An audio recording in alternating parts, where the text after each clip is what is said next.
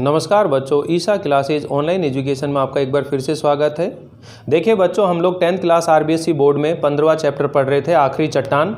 और हमने अब तक इस बात की चर्चा कर चुके हैं कि जो लेखक है वो कन्याकुमारी की यात्रा पर गया था और वहाँ यात्रा पर वह जो कन्याकुमारी है उसका जो दक्षिणी छोर है, जहाँ पर अरब सागर, हिंद महासागर और बंगाल की खाड़ी का संगम स्थल है, वहाँ उस आखिरी चट्टान पर जहाँ कभी स्वामी विवेकानंद जी ने समाधि ली थी, उस चट्टान पर चढ़कर वहाँ के सुंदर दृश्यों को लेखक देखता है और अपनी यात्रा का वो वर्णन करता हुआ चलता है। आज इस वीडियो के अंदर हम यहाँ चर्चा करने वाले हैं कि जो लेखक है वह एक टीले के ऊपर पहुँच गया है। वो सैंड हिल जो टीला है उससे आगे का टीला है और वहाँ बैठ कर के वो सूर्यास्त का दृश्य देख रहा है। सूर्यास्त होने वाला है और वह समुद्र के तल से सूर्य टकरा गया है और जैसे वो टकराया उसकी सुनहरी जो किरणें हैं वो समुद्र पर फैल गई और ऐसे लगने लगी जैसे मानो सोना फैल गया हो पानी के ऊपर, स्वर्णिम आभा सारे समुद्र के ऊपर फैल गई हो, इस तरह वो दिखाई देता है। तो चलिए देखते हैं हम लोग सूर्यास्त के बारे में। सूर्य का गोला यानी 76 नंबर पेज पर आप निकाल लीजिए, यहाँ से हम लोग पढ़ रहे हैं। सूर्य का गोला पानी की सतह से छू गया, पानी पर दूर तक सोना ही सोना ढुल गया, पर वह रंग इतनी जल्दी बदल रहा था कि किसी भी एक क्षण के लिए उसे एक नाम दे सकना असंभव था। यानी जब सूर्यास्त हो रहा था तो पल पल जो है रंग बदल रहे थे, इसलिए एक क्षण भी उसे किसी नाम दे सके उस रंग को ऐसा संभव नहीं था। सूर्य का गोला जैसे एक बेबसी में पानी के लावे में डूबता जा रहा था। धीरे धीरे वह पूरा डूब गया और कुछ क्षण पहले जहां सोना स्वर्ण बह रहा था वहाँ अब लहू बहता नजर आने लगा। मतलब लाल रंग का हो गया, लाल रंग का हो गया वो। और कुछ और क्षण बीतने पर वह लहू भी धीरे धीरे बैजनी, और बैंजनी का मतलब बैंगनी कलर, और बैजनी से वो काला रंग पड़ गया।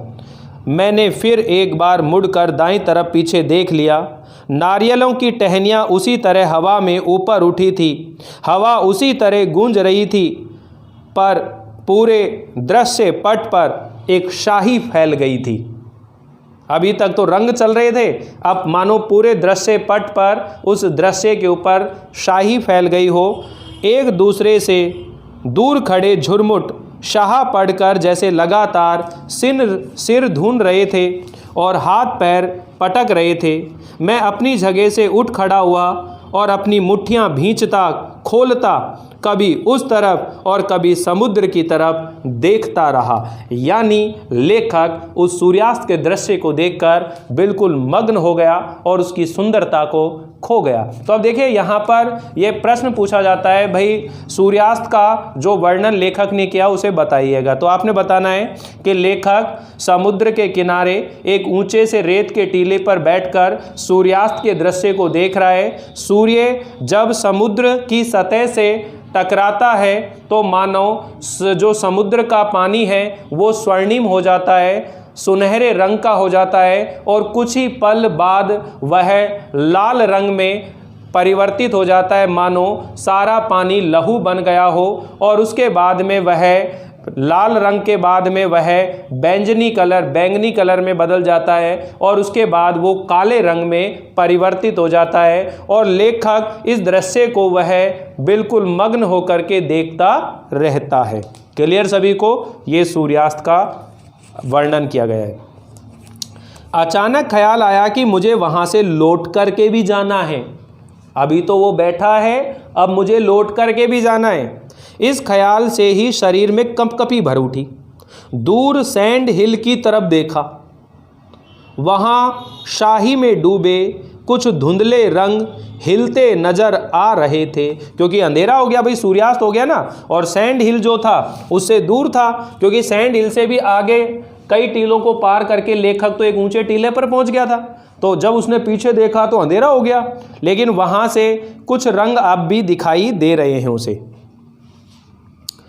मैंने रंगों को पहचानने की कोशिश करी पर उतनी दूर से आकृतियों को अलग अलग कर सकना संभव नहीं था। मेरे और उन रंगों के बीच शाहा पड़ती रेत के कितने ही टीले थे।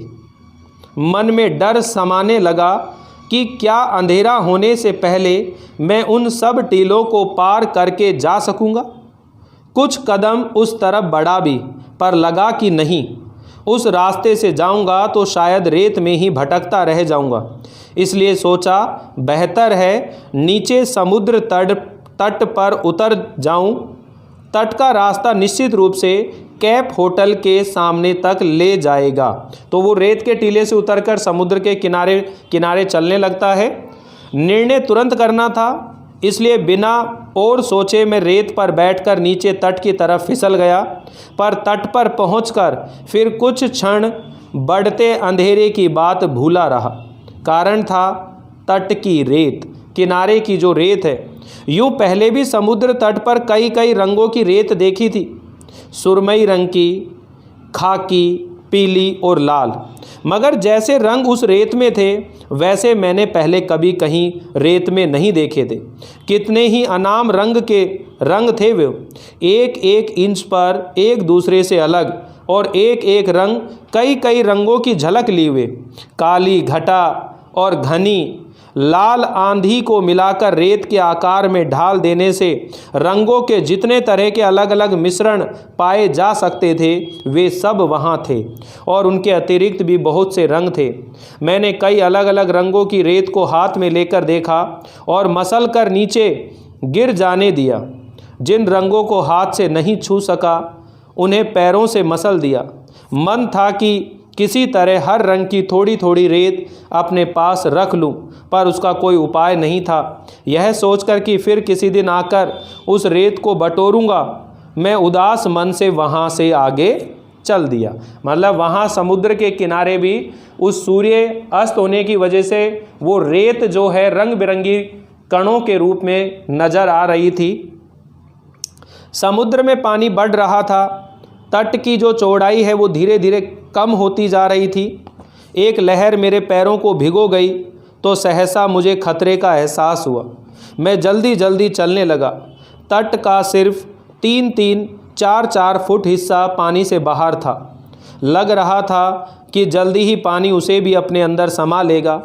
एक बार सोचा कि खड़ी रेत से होकर फिर ऊपर चला जाऊं, पर वह शाहा पड़ती रेत इस तरह दीवार की तरह उठी थी कि उस रास्ते ऊपर जाने की कोशिश करना ही बेकार था। यानी लेखक समुद्र के किनारे किनारे चल रहा है। अब समुद्र का पानी का स्तर धीरे धीरे बढ़ रहा है, क्योंकि रात की जब चंद्रमा की रोशनी आती है तो उस समय पानी का जो है बढ़ता है वो पानी। लेखक ने सोचा कि वापस टीले के ऊपर चढ़ जाऊं, लेकिन ये उसे आसान नहीं लगा।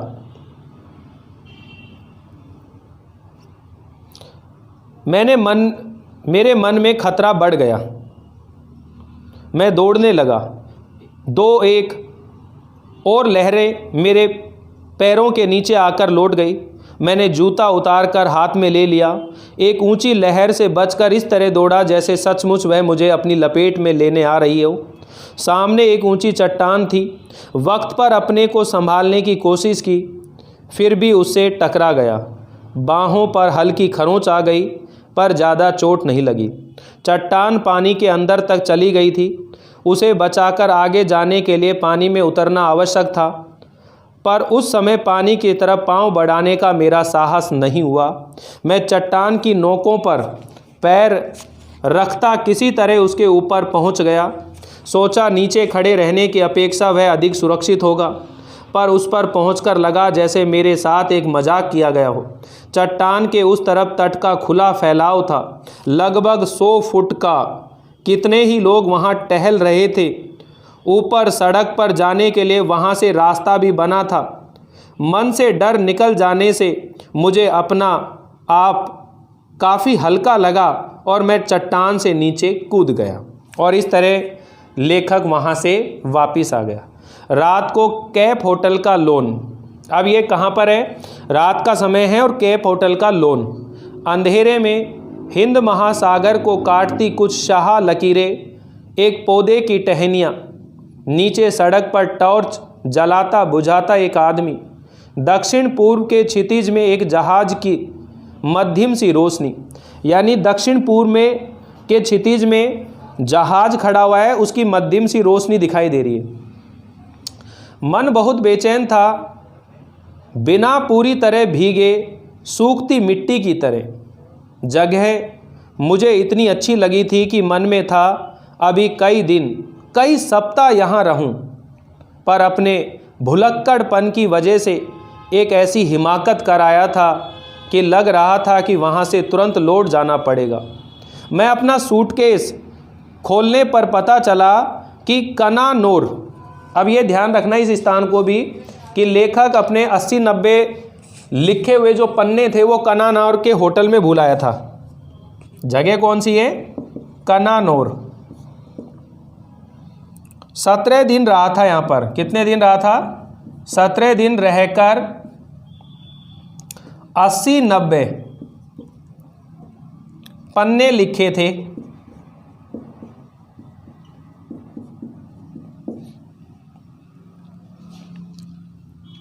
वे वहीं मेज की दराज में छोड़ आया था। मेज की दराज में छोड़ आया था। मेज की दराज में छोड़ आया था।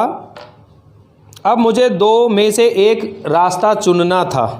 एक तरफ था कन्याकुमारी का सूर्यास्त, समुद्र तट और वहाँ की रेत, और दूसरी तरफ अपने हाथ के लिखे कागज़ जो शायद अब भी सेवाए होटल की एक दराज में बंद थे।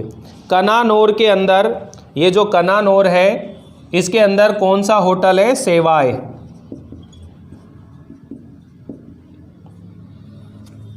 सेवाए होटल की एक दराज के अंदर मैं देर तक बैठा सामने देखता रहा, जैसे कि पौधे की टहनियों या उनके हाशिए में बंद महासागर के पानी से मुझे अपनी समस्या का हल मिल सकता है। मैं वहाँ चुपचाप बैठ के देखता रहा उसको। कुछ देर में एक गीत का स्वर सुनाई देने लगा। थोड़ी देर में एक गीत का स्वर सुनाई देने लगा जो धीरे धीरे पास आता गया। एक कॉन्वेंट की बस होटल के कंपाउंड में आकर रुकी। कौन से होटल के कंपाउंड में आकर रुकी? कैप होटल, जहाँ पर लेखक रह रहा है इस समय, वहाँ की बात हो रही है। कैप होटल की बात हो रही है कन्याकुमारी के अंदर। यहाँ एक कॉन्वेंट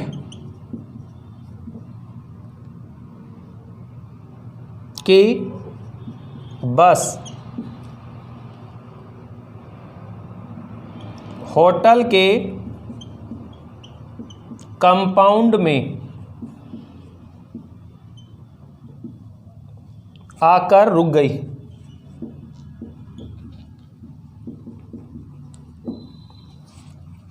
बस में बैठी लड़कियां अंग्रेजी में गीत गा रही थी।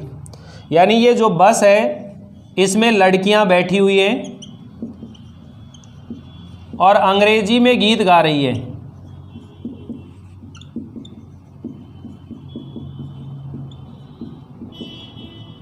अंग्रेजी में क्या कर रही हैं? गीत गा रही हैं। सुनिए ध्यान से आगे। कॉन्वेंट की बस होटल के कंपाउंड में आकर रुक गई।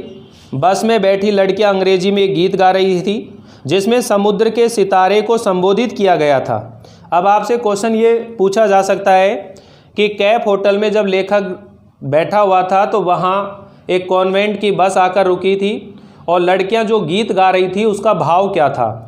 तो वो समुद्र के अंदर जो सितारे थे, समुद्र के अंदर जो सितारे थे उनको संबोधित किया गया था। उस गीत को सुनते हुए और दूर जहाज़ की रोशनी के ऊपर एक चमकते सितारे को देखते हुए मन और उदास होने लगा।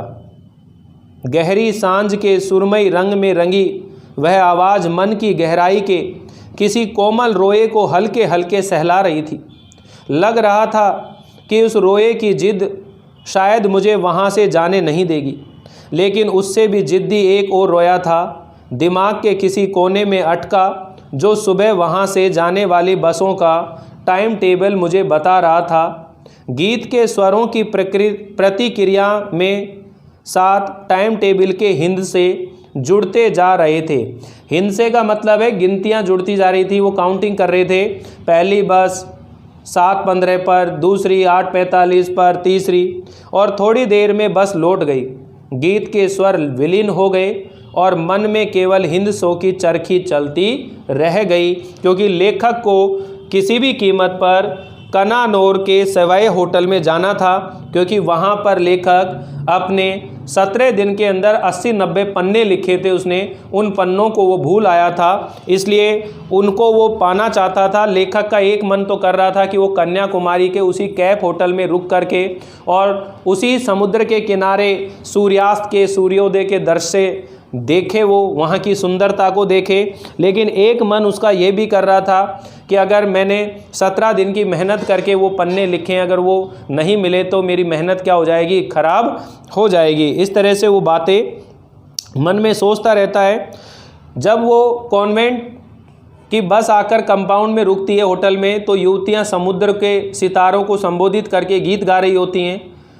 तो लेखक जो है उनकी मधुर स्वर भी सुन रहा है, वो सुंदरता, वो जहाज़ जो खड़ा है समुद्र में, उसके जो सितारे दिखाई दे रहे हैं उनको देख रहा है, और एक मन सुबह आने वाली बसों का टाइम टेबल उसके मन में चल रहा है, जिसे हिंद से कहा गया है। क्या बोला है वो?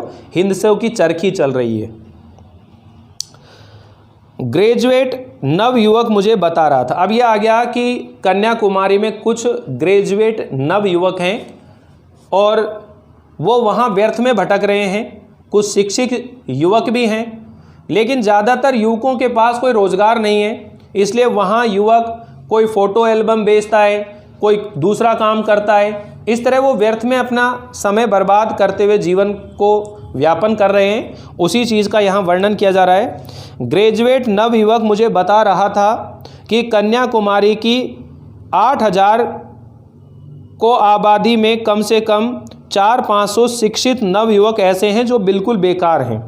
यानी कन्याकुमारी की आबादी कितनी है? 8,000। उस 8,000 की आबादी में कम से कम 400-500 शिक्षित नव युवक ऐसे हैं जो बिल्कुल बेकार हैं। उनमें से 100 के लगभग ग्रेजुएट हैं। उनमें भी 100 युवक ग्रेजुएट हैं।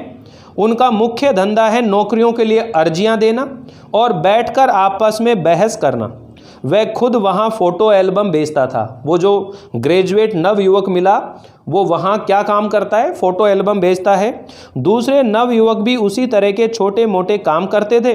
हम लोग सीपियों का गूदा खाते हैं। समुद्र के अंदर सीपियाँ आती हैं, उनका जो गूदा है वो खाते हैं और दार्शनिक सिद्धांतों पर बहस करते हैं।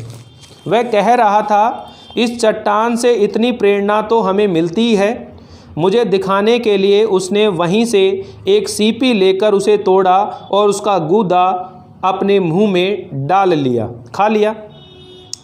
पानी और आकाश में तरह तरह के रंग झिलमिलाकर छोटे छोटे द्वीपों की तरह समुद्र में बिखरी शाह चट्टानों की चोट से सूर्य उदित हो रहा था। घाट पर बहुत से लोग उगते सूर्य को अर्घ्य देने के लिए एकत्रित थे। यानी कि सूर्य उदय हो रहा है, अब उस उदय होते हुए सूर्य को अर्घ्य दे रहे हैं, पानी चढ़ा रहे हैं उस पर। घाट से थोड़ा हटकर गवर्नमेंट गेस्ट हाउस के बैरेज सरकारी मेहमानों को सूर्योदय के समय की कॉफ़ी पिला रहे थे। अब सूर्योदय आ गया है, अगला दिन आ गया है और गवर्नमेंट गेस्ट हाउस का जो बैरा है सूर्योदय की कॉफ़ी पिला रहा है। 2 स्थानीय नव युवतियाँ उन्हें अपनी टोकरियों से शंख और मालाएं दिखला रही थी। वे लोग दोनों काम साथ साथ कर रहे थे, मालाओं का मोल तोल और अपने बायनाकुलर्स से सूर्य दर्शन। मेरा साथी अब मोहल्ले मोहल्ले के हिसाब से मुझे बेकारी के आंकड़े बता रहा था। यानी वो जो ग्रेजुएट नव युवक था वो दोनों काम कर रहा था उसके साथ। बहुत से कडल काक हमारे आसपास तैर रहे थे। यानी छोटी जो नौका है वहाँ पर, वहाँ की बेकारी की समस्या और सूर्योदय की विशेषता, इन दोनों से बेलाग होकर के मेरे साथियों का कहना था कि लौटते हुए नाव को घाट की तरफ से घुमाकर लाएंगे। हालांकि मलाहा यानी कि जो मछुआरे हैं उस तूफान में उधर जाने के हक में नहीं थे। बहुत कहने पर मलाह किसी तरह राजी हो गए और नाव को घाट की तरफ ले गए। नाव विवेकानंद चट्टान के ऊपर से घूमकर लहरों के थफेड़े खाती उस तरफ बढ़ने लगी। वह रास्ता सचमुच बहुत खतरनाक था जिस रास्ते से हम आए थे। उसमें कहीं ज़्यादा। नाव इस तरह लहरों के ऊपर उठ जाती थी कि लगता था नीचे आने तक ज़रूर उलट जाएगी। फिर भी हम घाट के बहुत करीब पहुंच गए। ग्रेजुएट नवयुवक घाट से आगे की चट्टान की तरफ इशारा करके कह रहा था, यहाँ आत्महत्याएं बहुत होती हैं। अभी 2 महीने पहले एक लड़की ने उस चट्टान से कूदकर आत्महत्या कर ली थी, ठीक है ना, जहाँ पर वो गए थे। मैंने सरसरी तौर पर आश्चर्य प्रकट कर दिया। मेरा ध्यान उसकी बात पर नहीं था। मैं आंखों से तय करने की कोशिश कर रहा था कि घाट और नाव के बीच अब कितना फासला बाकी। एक लहर ने नाव को इस तरह धकेल दिया कि मुश्किल से वह उलटते उलटते बची। आगे 3-4 चट्टानों के बीच एक भंवर पड़ रहा था। भंवर होता है पानी का, जो भंवरा होता है, घूमता है पानी। नाव अचानक एक तरफ से भंवर में दाखिल हुई और दूसरी तरफ से निकल आई। इससे पहले कि मल्लाह उसे संभाल पाते, वह फिर उसी तरह भंवर में दाखिल होकर घूम गई। मुझे कुछ क्षणों के लिए भंवर और उससे घूमती नाव के सिवा और किसी चीज़ की चेतना नहीं रही। चेतना हुई जब भंवर में 3-4 चक्कर खा लेने के बाद नाव किसी तरह उससे बाहर निकल आई। यह अपने आप और या मल्लाहों की कोशिश से मैं नहीं कह सकता। भंवर से कुछ दूर आ जाने पर ग्रेजुएट नवयुवक ने बताया कि हम उस चट्टान को लगभग छूकर आए हैं जिस पर से कूदकर उस नवयुवती ने कन्याकुमारी की साक्षी में आत्महत्या की थी। पर मैंने तब तक उस चट्टान की तरफ ध्यान से नहीं देखा था जब तक हम किनारे के बहुत पास नहीं पहुंच गए। यह भी वहां पहुंचकर जाना ही घाट की तरफ से आने का इरादा छोड़कर मल्लाह उसी रास्ते से नाव को वापस लाए हैं जिस रास्ते से पहले ले गए थे। कन्याकुमारी के मंदिर में पूजा की घंटियां बज रही थी। कन्याकुमारी के अंदर मंदिर में घंटियां बज रही थी। भक्तों की एक मंडली अंदर जाने से पहले मंदिर की दीवार के पास रुककर उसे प्रणाम कर रही थी। सरकारी मेहमान गेस्ट हाउस की तरफ लौट रहे थे। हमारी नाव और किनारे के बीच हल्की धूप में कई एक नावों के पाल और कडल काकों के पंख एक से एक चमक रहे थे। मैं अब भी आँखों से बीच की दूरी नाप रहा था और मन में बसों का टाइम टेबल दोहरा रहा था। तीसरी बस 9:40 पर, चौथी उसके बाद एक शाम और वहाँ रुककर कनानौर लौट गया। वहाँ जाकर अपने लिखे कागज़ मिल तो गए, पर तब तक चौकीदार ने उन्हें मोड़कर उनकी कॉपी बना ली थी। कागज़ों पर लिखाई एक ही तरफ थी, इसलिए उनके खाली हिस्सों पर उसने अपना हिसाब लिखना शुरू कर दिया था। जब मैंने वह कॉपी उससे ली तो उसे शायद उससे कम निराशा नहीं हुई जितनी कन्याकुमारी पहुंचकर अपना सूटकेस खोलने पर मुझे हुई थी। ठीक है, इस तरह ये यात्रा वृतांत हम लोगों ने पढ़ा है और पूरे मस्त तरीके से आनंद के साथ हम लोगों ने पढ़ाई करी है बच्चों। पूरे विश्वास से मैं कह सकता हूँ कि आप लोगों को ये यात्रा वृतांत अच्छे से समझ में आ गया होगा। अब हम इसके जो क्वेश्चन आंसर हैं उनके ऊपर चर्चा करते हैं। मोहन राकेश ने किस कहानी पत्रिका का संपादन किया? तो ये तो आप बता ही सकते हैं, सारिका पत्रिका का संपादन किया था। सुनहले सूर्योदय सूर्यास्त की भूमि किसको कहा गया है? ये कन्याकुमारी को कहा गया है। कन्याकुमारी में किन 3 सागरों का संगम होता है? तो ये आप जानते हो, अरब सागर, हिंद महासागर और बंगाल की खाड़ी, इन 3 सागरों का संगम होता है। विवेकानंद ने कहाँ समाधि लगाई थी? तो विवेकानंद जी ने कहाँ समाधि लगाई थी ये आप जानते हो, अरब सागर, हिंद महासागर और बंगाल की खाड़ी का जहाँ संगम है वहाँ पर एक चट्टान है, उस चट्टान के ऊपर विवेकानंद जी ने समाधि लगाई थी। क्लियर? नेक्स्ट है, लेखक को किन पेड़ों के झुरमुट दिखाई दिए? तो नारियल के पेड़ों के झुरमुट दिखाई दिए। नारियल के पेड़ों के झुरमुट दिखाई दिए। कनानौर के होटल में लेखक क्या भूल आया था? तो कनानौर के सेवैया होटल में 17 दिन रहकर जो 80-90 पन्ने लिखे थे लेखक, वहाँ होटल की मेज की दराज के अंदर वो भूल आए थे। तो आप लिख देंगे इसको, तो बड़े आसान से कितने तरीके से हम लोगों ने निबंध, ये जो यात्रा वृत्तांत है इसको पढ़ा है हम लोगों ने। आगे सुनिए बच्चों, कन्याकुमारी भारत के किस राज्य में है? तो कन्याकुमारी भारत के तमिलनाडु राज्य में है। समझ में आया ना? लगता है आपको कोई प्रश्न आपसे छूट जाएगा? अगर आपने इस वीडियो को पूरा सुना होगा और स्किप नहीं किया होगा तो मैं पूर्ण विश्वास के साथ आपसे कह सकता हूँ कि आपका एक भी प्रश्न छूट नहीं सकता। पूरे अच्छे ढंग से मैंने आप लोगों को ये सभी बातें क्लियर करवा दी हैं और इस वीडियो को देखने के बाद फिर आपको कुछ चीज़ पढ़ने की ज़रूरत भी नहीं है। आप सोचें समझें कि आखिर क्या यात्रा करके आए हम आज। ठीक, अगला क्वेश्चन सुनिए। सूर्यास्त के समय समुद्र के पानी का किन विविध रंगों में परिवर्तन हुआ? तो ये भी आपको आता है। लेखक ने सूर्यास्त के समय का वर्णन किया है। सूर्यास्त के समय सबसे पहले समुद्र का पानी सुनहले रंग का हुआ, फिर कुछ क्षण बाद वह लाल रंग का हुआ और कुछ क्षण बाद वह रंग भी जैसे धीरे धीरे बैंगनी रंग में बदल गया और बैंगनी रंग से काला पड़ गया। इस प्रकार सूर्यास्त के समय जैसे जैसे सूर्य समुद्र के धरातल में डूबता रहा, समुद्र के पानी का रंग सुनहरा, लाल, बैंगनी और काले रंग में परिवर्तित होने लगा। समझ में आ गया बात? क्लियर है? गुड। आगे सुनिए बच्चों। नेक्स्ट क्वेश्चन है इसके अंदर कि सूर्यास्त के बाद लेखक के मन में क्या डर समाया था? यानी जब सूर्यास्त हो गया था तो लेखक के मन में क्या डर सता रहा था? सूर्यास्त के बाद लेखक ने दूर सैंड हिल की तरफ देखा तो वहाँ उसे शाही में डूबे कुछ धुंधले रंग हिलते नजर आने लगे। उन रंगों के कारण रेत के टीले काले पड़ गए थे। उन्हें देखकर लेखक के मन में डर समाने लगा, क्या अंधेरा होने से पहले मैं उन सब टीलों को पार कर सकूंगा या नहीं?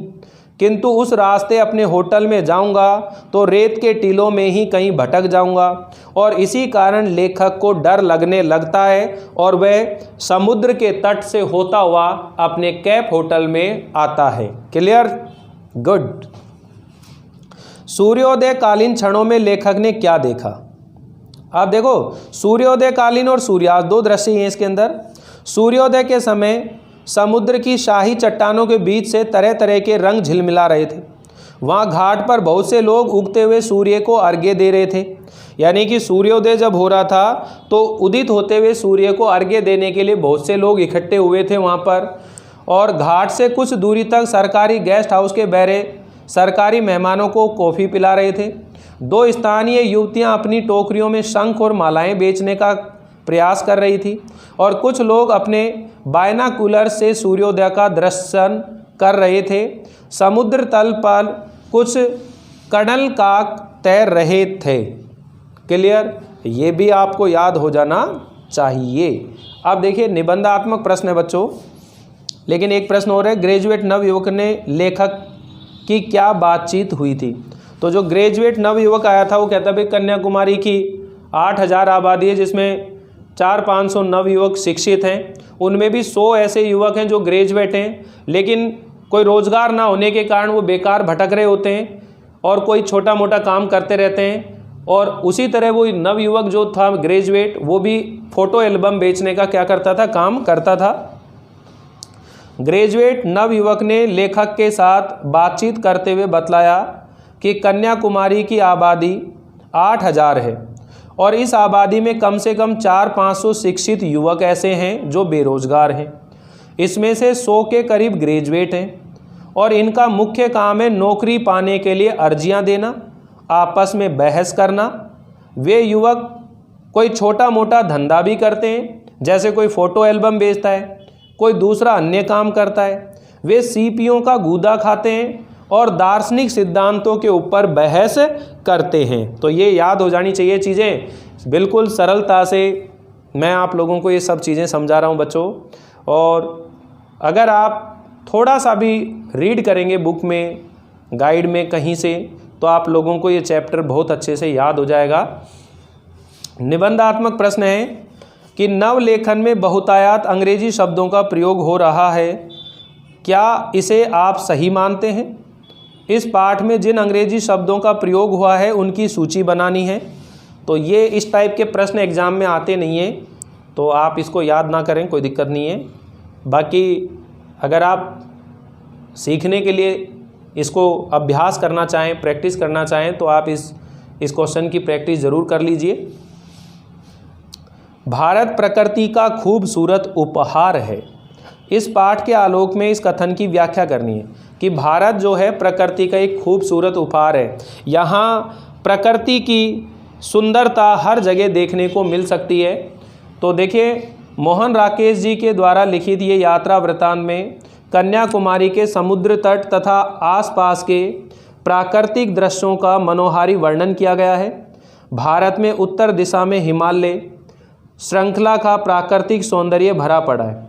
भाई, उत्तर के अंदर तो हिमालय की सुंदरता है, मध्य भाग में नदियाँ, हरे भरे खेत, घने जंगल, अनेक छोटी बड़ी पहाड़ियों का सौंदर्य मन को मोहित कर देता है। और इसी प्रकार दक्षिण में रामेश्वरम है, कन्याकुमारी है, ये प्राकृतिक सुंदरता से भरे हुए हैं। कन्याकुमारी में भी तीनों ओर से समुद्र की लहरों का मिलन होता है और वहाँ पर नारियलों के झुरमटों की अधिकता है। कन्याकुमारी के पास आखिरी चट्टान पर स्वामी विवेकानंद ने समाधि लगाई थी। उस स्थान से सूर्योदय सूर्यास्त का दृश्य अत्यधिक सुंदर दिखाई देता है। वहाँ पर उस दृश्य को देखने के लिए हजारों पर्यटक आते हैं। कन्याकुमारी के समुद्र तट पर रेत के टीले भी अत्यधिक आकर्षक लगते हैं। इस प्रकार वहाँ पर प्रकृति का खूबसूरत उपहार देखने को मिलता है। ये सभी प्रश्न आप लोगों के सामने मैंने बता दिए हैं। अब यहाँ जो बात है बच्चों सीखने की, कि आपने जो बातें रखनी है ध्यान, कि यहाँ ये जो आखिरी चट्टान है, इसमें जो महत्वपूर्ण बातें हैं वो यही है कि एक तो आप भारत की जो प्राकृतिक सुंदरता है उसका वर्णन आपसे करा सकते हैं, सूर्यास्त का वर्णन आपसे पूछ सकते हैं, और जो छोटे प्रश्न हैं, ऑब्जेक्टिव टाइप के प्रश्न हैं, वो आप लोगों से इस तरह से पूछ सकते हैं। तो वो सभी बातें मैंने इस वीडियो के अंदर बहुत अच्छे ढंग से आप लोगों को सिखाने की कोशिश की है, और उम्मीद है कि अब आप लोग इस चैप्टर को अच्छे से सीख गए होंगे, समझ गए होंगे। और बच्चों, एक निवेदन यही है आप लोगों से, जैसा कि आपको मालूम चल चुका है कि आपके जो सत्रांक जाने हैं 20 नंबर के, वह आपके होमवर्क के आधार पर ही जाएंगे। तो आप अपना जो रिटर्न वर्क है, अपनी जो नोटबुक है, उसके अंदर बिल्कुल अच्छे से, बिल्कुल तरीके से कर लें, ताकि आपको सत्रांक मिलने में किसी तरह की कोई कठिनाई ना हो। और इसी विश्वास के साथ आप बने रहिए, जुड़े रहिए। हम अब अगले वीडियो के अंदर इसका जो अंतिम एक चैप्टर आप देखेंगे। अभी देखिए, जो सिलेबस में हमारे था, अब एक लास्ट चैप्टर बचा है, ईर्षा तू ना गई मेरे मन से। ईर्षा तू ना गई मेरे मन से ये चैप्टर बचा हुआ है, और एक सड़क सुरक्षा। ये दो टॉपिक इस बुक में से बचे हुए हैं। बाकी हमारा ये कोर्स बिल्कुल फिनिश हो गया है, समाप्त हो गया है। व्याकरण हम लोग पहले पढ़ चुके हैं। निबंध और अपठित जो गद्यांश पद्यांश है, उनके बारे में मैं आप लोगों को एक बार ज़रूर बताऊंगा। और इस तरह से हमारा कंप्लीट कोर्स हो जाता है। अब हमारा काम होगा महत्वपूर्ण प्रश्नों के ऊपर कैसे हम लोग बात करें, क्योंकि क्लास आप लोगों ने ले ली है, वीडियो आप देख रहे हैं, नोट्स भी आप बना रहे होंगे, ऐसी उम्मीद मैं आप लोगों से कर सकता हूं। अब हम लोग जितने भी चैप्टर हैं उनके ऊपर जो महत्वपूर्ण प्रश्न हैं उनके ऊपर ज़रूर चर्चा करेंगे। तो आप लोग जुड़े रहिए, बने रहिए। मिलते हैं अगली बार एक नए चैप्टर को लेकर। तब तक के लिए थैंक यू, बाय बाय।